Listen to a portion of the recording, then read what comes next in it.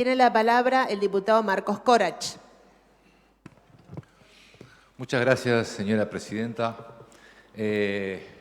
principio, adhiero en lo que refería a la diputada Catalini sobre ponerle a las cosas su nombre y hablar de inteligencia sin eufemismos, como fue la primera parte, el primer proyecto, el primer borrador de proyecto que nos había llegado, donde no era una omisión no hablar de inteligencia, por lo menos en el título, pero sí en el texto normativo, después sí se hablaba de inteligencia, pero claramente evitaban usar la palabra inteligencia, por todo lo que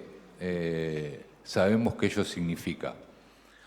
Además, el proceso también fue valioso porque nos permitió un debate interesante y, como decía en una de las reuniones el diputado Pablo Farías,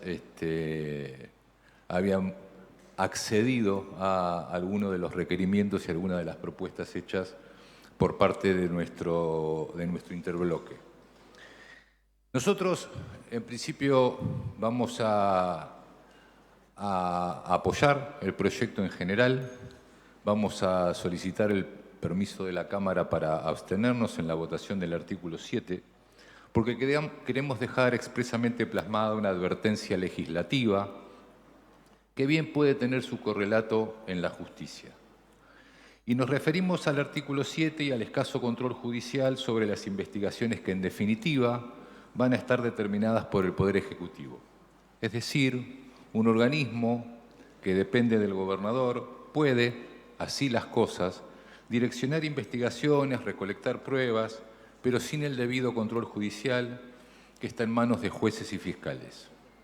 Y a diferencia de lo planteado en la Ley Nacional de Inteligencia, esta norma transita por un difuso camino gris respecto de las garantías constitucionales de los ciudadanos.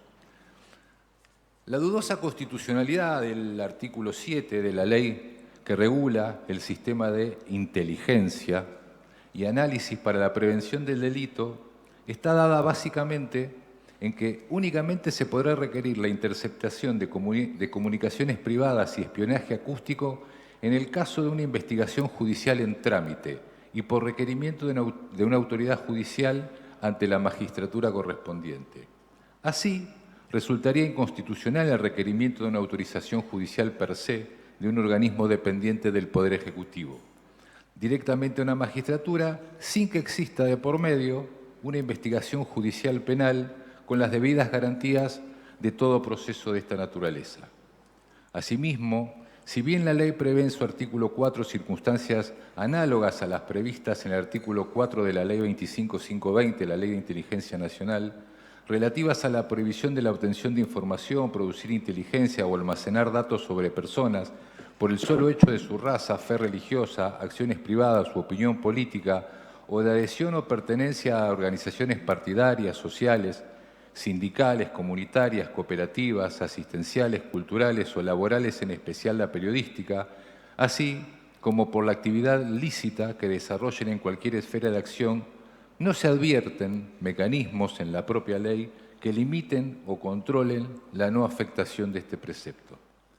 Si la actividad de inteligencia criminal es necesaria y útil, pero las técnicas de recolección de información que deberían aplicarse, por ejemplo, no presentan proporcionalidad entre las afectaciones posibles a derechos fundamentales y a los beneficios a obtenerse, no debería realizarse. El derecho a la privacidad y en particular a la inviolabilidad de las comunicaciones privadas se encuentra reconocido en el artículo 18 de la Constitución Nacional, así como en el artículo 11 de la Convención Americana sobre Derechos Humanos y el 17 del Pacto Internacional de Derechos Civiles y Políticos. La posibilidad de habilitar una injerencia estatal provincial mediante la sanción de esta ley en las comunicaciones privadas resulta una facultad depositada en el Ejecutivo que conlleva un determinado riesgo de arbitrariedad, por lo que se deberían hacer indispensable la adopción de salvaguardas suficientes y adecuadas para inhibir su uso,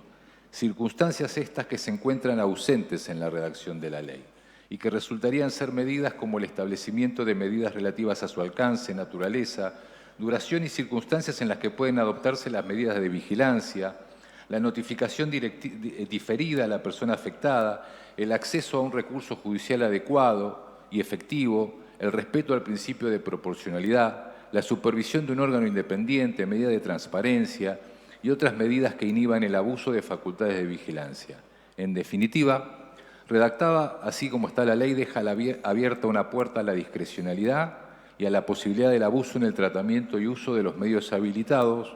para proceder a las tareas de inteligencia, observándose que faculta directamente a un organismo dependiente del Poder Ejecutivo realizar actos que afectan la privacidad de los ciudadanos que se encuentran celosamente protegidos por la Constitución Nacional y por fuera de una investigación judicial formal,